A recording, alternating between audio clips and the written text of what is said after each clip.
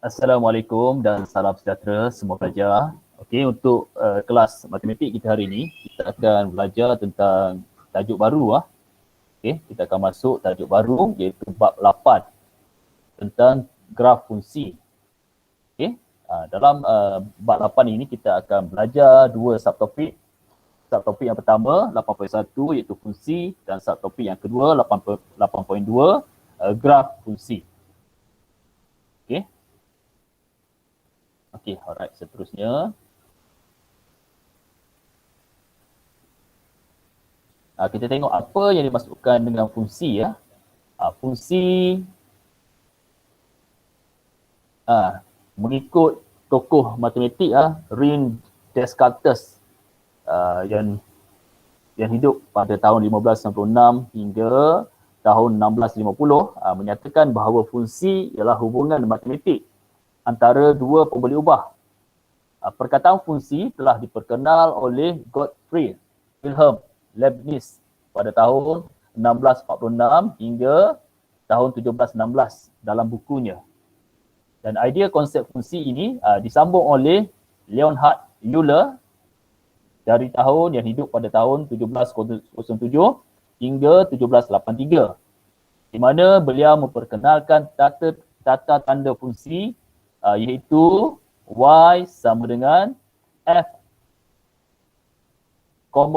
dalam kurungan x ataupun kita baca sebagai fx. Okey, fx ni adalah fungsi x.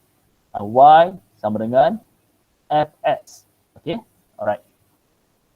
Dan fungsi ini banyak diaplikasikan dalam bidang ekonomi, teknologi, sains, kejuruteraan, perbankan dan matematik. Okey. Dan kerjaya yang memerlukan pengetahuan tentang fungsi antaranya ialah jurutera, ahli ekonomi, juru audit, pensyarah dan pegawai bank. Okey, melalui fungsi indeks pasaran saham, kita dapat meramalkan masa yang sesuai untuk membeli atau menjual sesuatu saham. Okey, itu serba sedikit berkaitan dengan fungsi. Okey, kita akan terus kepada subtopik yang pertama.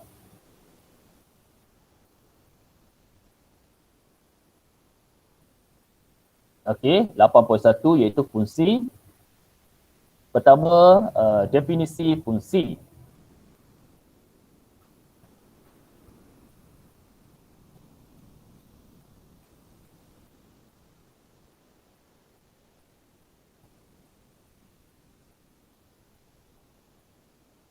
Okey, terdapat dua jenis hubungan yang menghasilkan fungsi. Pertama, A, iaitu hubungan satu kepada satu. Contoh di sini, okey, kalau kita ada dua set kat sini ya. Satu dalam bulatan ni kita panggil set ataupun kumpulan Pertama ni kita ada jarak, ada isi padu, ada harga, dan satu lagi set atau kumpulan di sini adalah kilometer, mililiter dan RM. Ini adalah unit. Kemudian apa maksud hubungan satu kepada satu? Contohnya di sini, di mana kalau kamu tengok jarak dihubungkan kepada anak panah ni menunjukkan hubungan. Okey, anak panah ni menunjukkan hubungan. Hubungan apa? Ada ditulis kat sini iaitu unit. So jarak unitnya kilometer. Isi padu unitnya mililiter dan harga unit dia RM. Kalau kamu perhatikan di sini, setiap satu kat sini jarak hubungan dia satu saja, kilometer. Okey, isi padu hubungan dia satu saja iaitu mililiter dan harga hubungannya satu saja iaitu RM. Itu maksudnya hubungan satu kepada satu. Okey, seterusnya kita tengok pula hubungan banyak kepada satu. Okey, hubungan banyak kepada satu seperti mana dua set kat sini, ada satu set ataupun kumpulan haiwan iaitu arnab, lembu dan kuda. Dan satu set lagi adalah kumpulan herbivore. Okey, herbivore ni kamu kena tahulah apa dia maksud dia. Herbivore ni adalah kumpulan haiwan yang makan tumbuh-tumbuhan saja. Okey, dan kalau kamu perhatikan kat sini, arnab dihubungkan menggunakan anak panah, ini menunjukkan hubungan dia dihubungkan kepada herbivore. Jenis dia apa? Jenis hubungan dia adalah tabiat makanan haiwan. Arnab, kita tahu dia makan tumbuhan kan. Okey, jadi dia herbivore. Dihubungkan kepada herbivore. Lembu sama juga dihubungkan melalui anak panah ni kepada herbivore. Dan kuda pun sama dihubungkan melalui anak panah ini kepada herbivore. Kalau kamu perhatikan kat sini, kita ada 3 jenis haiwan dihubungkan kepada satu kumpulan. Satu tabiat permakanan, iaitu herbivore. Herbivore ni tabiat permakanan memakan tumbuh-tumbuhan. Jadi 3 banyak.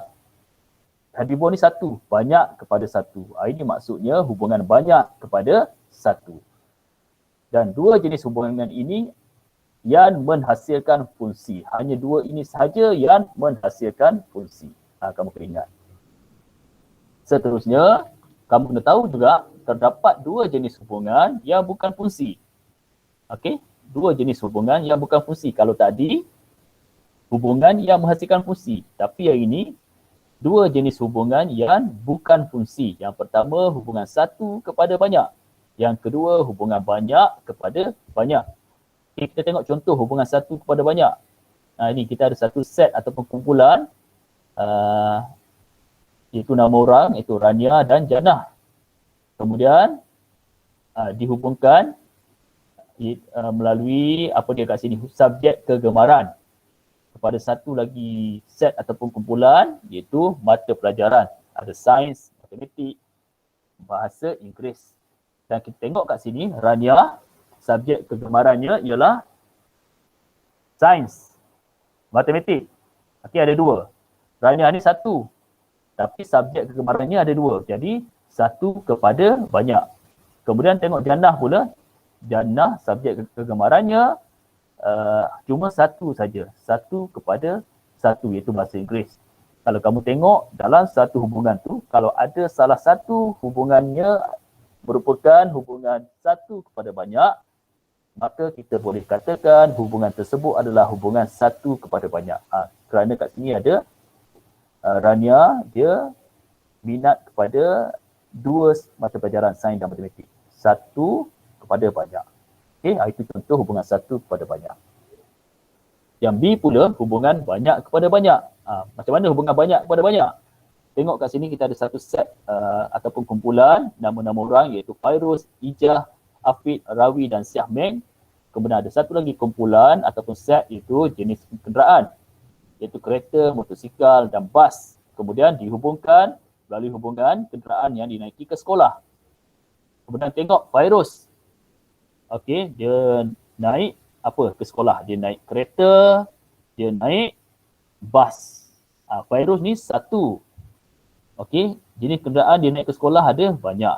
Itu 1 kepada banyak. Kemudian tengok Ijah pula. Ijah, okey, kenderaan ke sekolah dia cuma naik bas. Maksudnya hubungan Ijah ni 1 kepada 1.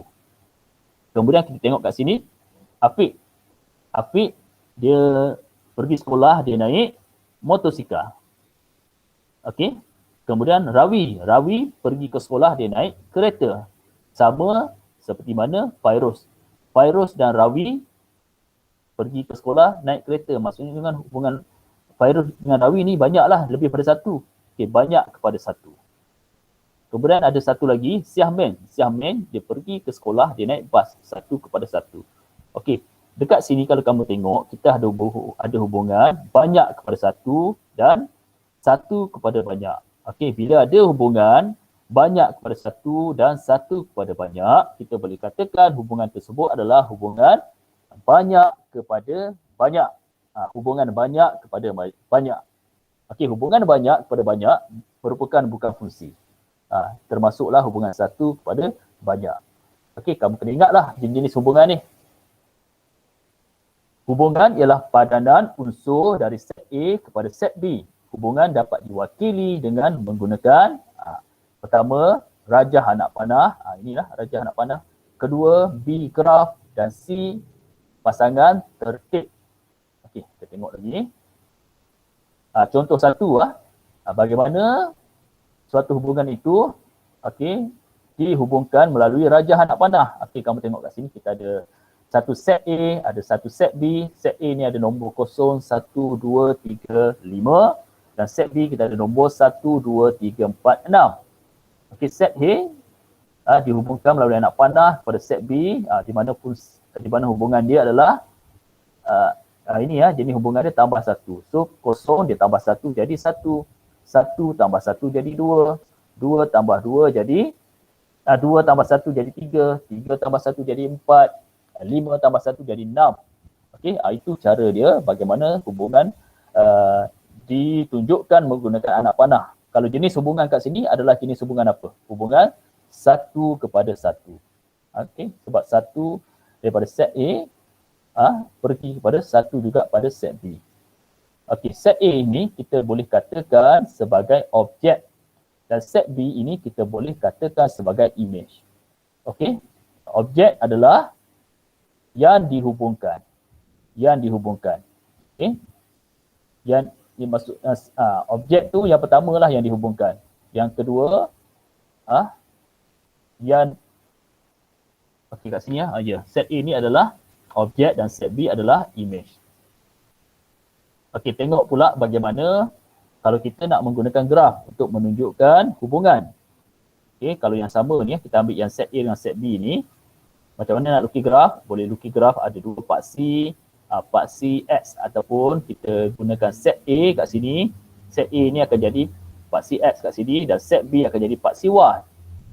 Kemudian kita tandakan skala dia mengikut skala yang sesuai. So ada 0, 1, 2, 3, 4, 5. Kemudian skala pada set B ataupun paksi Y, skala sama juga 1, 2, 3, 4, 5, 6. Kemudian kita plotkan titik dia. Macam mana nak plot? Tengok 0 dihubungkan kepada 1. Jadi 0 ni 1. Set A 0, set B 1. Set A 0, set B 1 kat sini. Kemudian 1, set A 1, set B 2. Set A 1, set B 2. Set A 2, set B 3. Set A 2, set B 3. Set A 3, set B 4. Set A 3, set B 4 dan set A 5, set B 6. Set A 5, set B 6. Itu cara dia macam mana kita gunakan graf untuk menunjukkan suatu hubungan. Okey. Yang ketiga C, bagaimana caranya kita gunakan menunjukkan kaedah pasangan tertib. Contohnya kalau kita gunakan hubungan yang sama sini yang di sini set A dengan set B, pasangan tertib, kita tulis pasangan tertib P sama dengan buat kurungan. Okey. Kemudian buat satu lagi kurungan dalam bentuk sama seperti koordinat. Okey, buat kurungan. Yang pertama ni dan nilai unsur dalam set A ini 0, 1, 2, 3, 4. 0, 1, 2, 3, 5 ni kita panggil sebagai unsur dalam set A. Dan 1, 2, 3, 4. 1, 2, 3, 4, 6 ni kita boleh katakan sebagai unsur untuk set B. Okey, jadi kita tulis yang pertama unsur dalam set A dulu 0, tulis 0, dihubungkan per 1. So 0, 1, tutup kurungan. Kemudian koma. Yang kedua pula 2. 2 dihubungkan kepada 3. 1 pertama 1. 1. Koma dihubungkan kepada 2, tutup kurungan. Koma, kemudian kurungan 2 dihubungkan kepada 3. 2, 3, tutup kurungan. Koma, kemudian kurungan lagi 3 dihubungkan kepada 4. 3, 4. Dan akhir sekali buat kurungan 5 dihubungkan kepada 6, 5, 6, tutup kurungan. Itu caranya macam mana kita nak menulis, nak menunjukkan hubungan melalui cara pasangan tertib. Untuk kelas kita hari ini, cikgu ingat sampai dekat sini saja. Cikgu nak jelaskan, kita akan sambung untuk kelas yang akan datang. Sebagai kerja rumah kamu, cikgu nak kamu cuba dulu buat ini Latihan jom cuba 8.1. Cuba jawab soalan 1. Jawab soalan 1. Cuba cari jawapan soalan 1 dulu. Ini latihan jom cuba 8.1, muka surat 150. Jawab soalan 1, A dan B. Buat dalam buku latihan Maths 2 kamu. Itu saja kelas kita hari ini. Terima kasih kelas.